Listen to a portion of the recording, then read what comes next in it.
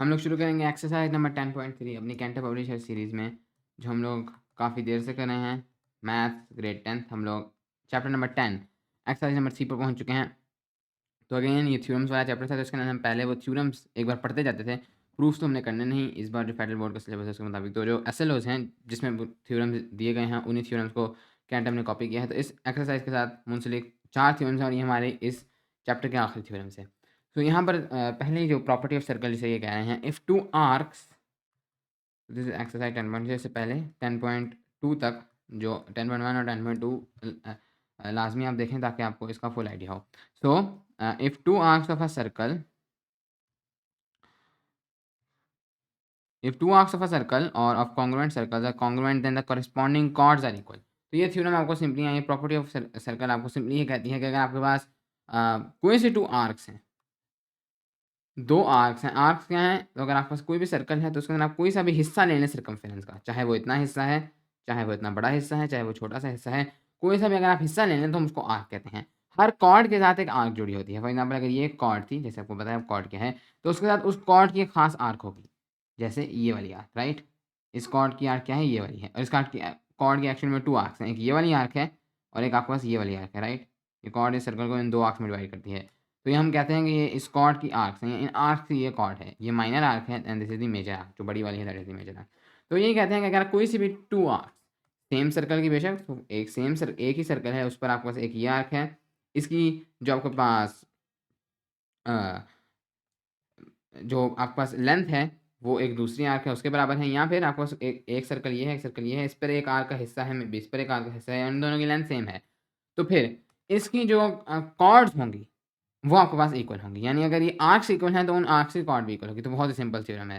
तो यही योग आपको कह रहा है, if two chords of a circle are equal then their corresponding arcs are congruent. तो पहले ये इस तरह से जा रहा है कि अगर आपके पास कोई सी 2 कॉर्ड्स हैं, ये कॉर्ड है, ये कॉर्ड है, अगर ये इक्वल हैं तो ये इसकी जो आर्क होगी ये वाली, तो ये इसके बराबर होगी। यहाँ अगर आप दूसरी में देखें तो ये वाली, तो ये इसके बराबर होगी। तो अगेन बहुत ही सिंपल थ्योरम है, बहुत ही लॉजिकल थ्योरम है, इसके किसी प्रूफ में जाने की कोई ज़रूरत नहीं है। आप चाहें तो आप एक बार बुक से पढ़ सकते हैं, वैसे इसको यहाँ पर प्रूफ को याद करने की आपको कोई ज़रूरत नहीं है, पेपर में आपसे प्रूफ नहीं पूछा जाएगा। नेक्स्ट है equal chords of a circle. अच्छा, हमारा पहला थ्योरम ये था, मैंने ये दूसरा वाला पढ़ लिया। तो पहला है, if two arcs of a circle are congruent then the corresponding chords are equal. अगर कोई से 2 आर्क्स इक्वल हैं तो कॉरेस्पॉन्डिंग कॉर्ड्स इक्वल होंगी। या फिर इसी को उन्होंने उल्टे व्यू से, जैसे हमने देखा है हर प्रॉपर्टी को उल्टे व्यू से देखते हैं, तो कहते हैं कि अगर अब कॉर्ड्स इक्वल हैं तो फिर आर्क्स इक्वल होंगे। तो बहुत ही सिंपल थ्योरम है। नेक्स्ट है, equal chords of a circle subtend equal angles at the centre. तो अब सबटेंड का क्या मतलब है? कोई सी आपके पास कॉर्ड है या आपके पास कोई आर्क है। फॉर एग्जाम्पल ये आपके पास एक कॉर्ड है, ये आपके पास सेंटर पर अगर हम इस कॉर्ड के दोनों एंड से लाइंस ड्रॉ करें, एक लाइन हम इस एंड से ड्रॉ करें और एक लाइन हम इस एंड से ड्रॉ करें, तो ये जो एंगल बनता है, हम कहते हैं कि ये एंगल इस कॉर्ड ने सबटेंड किया है। यानी हमने इन दोनों कोनों से इसके हम सेंटर तक गए हैं, तो जो एंगल बन रहा है वो एंगल ये कॉर्ड सबटेंड करती है। तो बस ये सबटेंड एंगल की डेफिनेशन है, to subtend angle. So when you connect the two ends of a chord to the center of the circle, we say that whatever the angle is, the chord subtends that angle. सो यहाँ पर वो सिर्फ ये कहते हैं कि अगर आपके पास इक्वल कॉर्ड्स हैं, एक ये कॉर्ड है और यही एक इसके बराबर इक्वल कॉर्ड है, ये दोनों जो एंगल सबटेंड करेंगे सेंटर पर, ये इक्वल होंगे। तो अगर ये आपके पास ये है तो इसके ऊपर हम डैश लगाते हैं कि ये दोनों इक्वल, राइट। तो बहुत ही सिंपल है। यहाँ कॉरेस्पॉन्डिंग आपके पास सेंटर्स की, यानी एक ही सर्कल है उस पर ये है, और एक दूसरा सर्कल है उसी पर सेम आपके पास लेंथ की कॉर्ड है, तो वो भी सेंटर पर जो एंगल सबटेंड करेंगे दैट विल बी इक्वल। और फिर अब इसी को उन्होंने एक दूसरे व्यू से देखा है कि अगर एंगल सबटेंड किए गए जो एंगल हैं वो इक्वल हैं तो फिर आपके पास कॉर्ड्स इक्वल है। तो एनीवेज ये आपके पास 4 उन्होंने यहाँ लिखे हैं, लेकिन इन जनरल आपके पास 2 ही हैं, बस उन्होंने डिफरेंट व्यू से हर एक को देखा हुआ है। बहुत ही सिंपल है। एक्सरसाइज की तरफ चलते हैं। कहते हैं नंबर 1 क्वेश्चन है, given that O is the centre of each of the following circles, find the value of x and y in the following cases.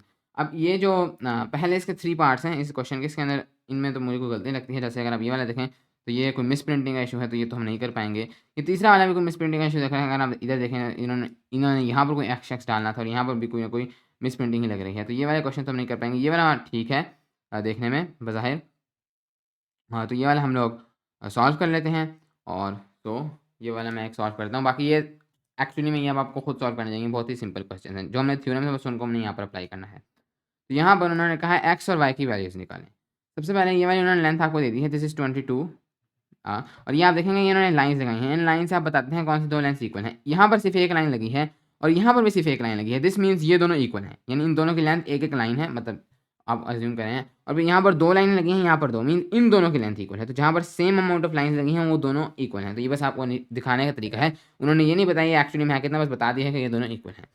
सो अगर ये दोनों इक्वल हैं तो हमने पहले थ्योरम पढ़ा था, ये पहले प्रॉपर्टी ऑफ सर्कल बनी थी कि ये दोनों कॉर्ड्स भी इक्वल होंगे, मीन्स ये फुल वाली जो कॉर्ड है ये आपके पास कितनी होगी 22। और प्लस हमें ये भी पता है कि ये आपके पास ये दोनों इक्वल हैं, राइट। ये जो दो हिस्से बन रहे हैं ये दोनों हिस्से इक्वल हैं, मीन्स ये हाफ में यहाँ पर कट हो रही है। अगर ये यहाँ पर हाफ में कट हो रही है या इसको बाइसेक्ट कर रही है, हम ऑलरेडी प्रॉपर्टी पढ़ चुके हैं, दिस विल बी 90। तो वाई तो हमारे पास इस क्वेश्चन में ऑलरेडी निकल गया, दैट इज 90 डिग्रीज। प्लस ये आपके पास जो फुल है दैट दिस इज 22, तो एक्स क्या होगा, x will be 22 divided by 2, so x will be 11। तो ये तो बहुत सिंपली हमने निकाल लिया है। इसके बाद बाकी तीन मज़ीद इसके पार्ट्स हैं, ये ठीक ही लग रहे हैं, इस पर कोई मिसप्रिंटिंग इशू नहीं लग रहा।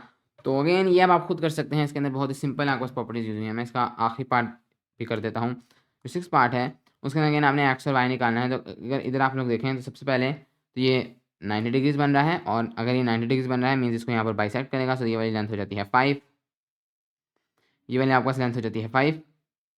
इसके अलावा यहाँ पर उन्होंने आपको बताया हुआ दिस लेंथ इज 5, और ये अब फुल 12 है, यहाँ पर 90 डिग्री है, मीन्स दिस लेंथ इज 6।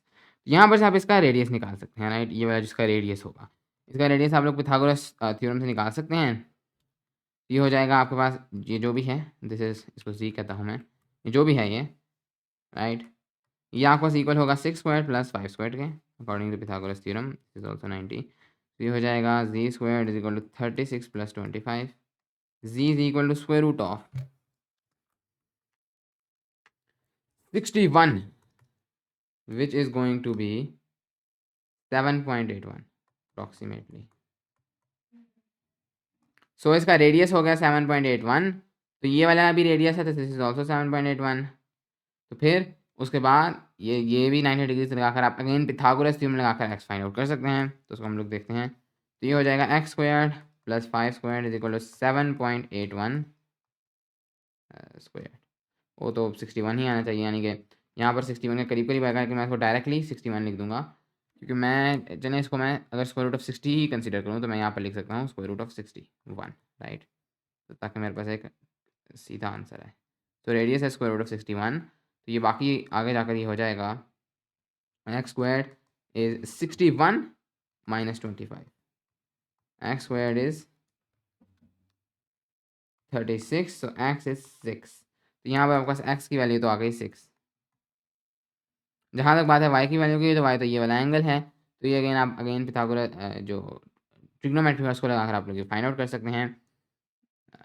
सो हम लोग अगर देखें, सो ये तो हमारे पास क्लियर कट है 6, राइट, ये वाली लेंथ। तो मैं यहाँ पर ये वाई निकालना है, तो मैं यहाँ पर प्रॉपर्टी यूज़ करता हूँ ऑपोजिट और एडजेसेंट की, यानी टैन। तो मैं यूज़ करूँगा tangent theta which is opposite over adjacent, यानी 6 डिवाइडेड बाई 5। तो थीटा विल बी, ये जो एंगल है वाई वाई कहना चाहिए, will be tan inverse of 6 divided by 5. This will be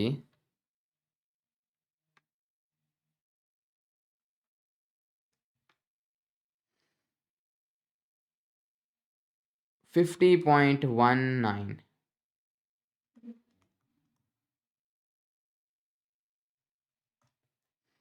So ये वाला जो आपके पास एंगल है y, this is 50.19 degrees. Okay.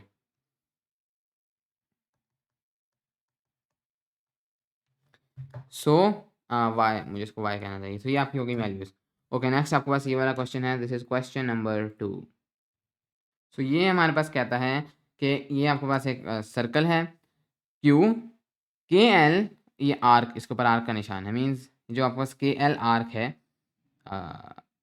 तो यहाँ पर ये वाला point I think this is L, तो ये थोड़ा सा यहाँ पर कट हुआ है मेरी पिक्चर में, बट एनीवेज यहाँ पर आपके पास जाकर एल आता है। तो वो कहते हैं कि ये जो आपके पास आर्क है के एल, ये ऊपर आर्क का निशान है, this K L arc, this arc is equal to L M. तो ये दोनों आपके पास आर्क्स इक्वल है। Okay, if C K is equal to 2x plus 3, this is 2x plus 3 and C M is equal to 4x, और जो सी एम है that is 4x, then find x।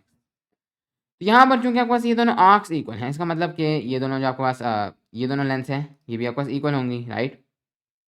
क्योंकि आपके पास हमारे पास ऑफ कोर्स इस जो बड़ी वाली कॉर्ड है ये ये जो बड़ा वाला आर्क है, बड़ी वाली आर्क है, ये इस कॉर्ड की आर्क है। इसको हम अगर हाफ में स्प्लिट करें वो इधर तक आता है और ये लाइन इसके साथ जाकर मैच कर जाती है, राइट। क्योंकि लाइन इसके साथ जाकर मैच करे, ये एल पॉइंट पर ये जो फुल कॉर्ड है इस पर जाकर ये हाफ हाफ में स्प्लिट हो रहा है। ये फुल जो आर्क है ये इस कॉर्ड की और ये इधर जाकर हाफ में स्प्लिट हो रहा है, वो लाइन इसके साथ मैच करी, मीन्स ये वाली कॉर्ड भी हाफ हाफ में यहाँ स्प्लिट है।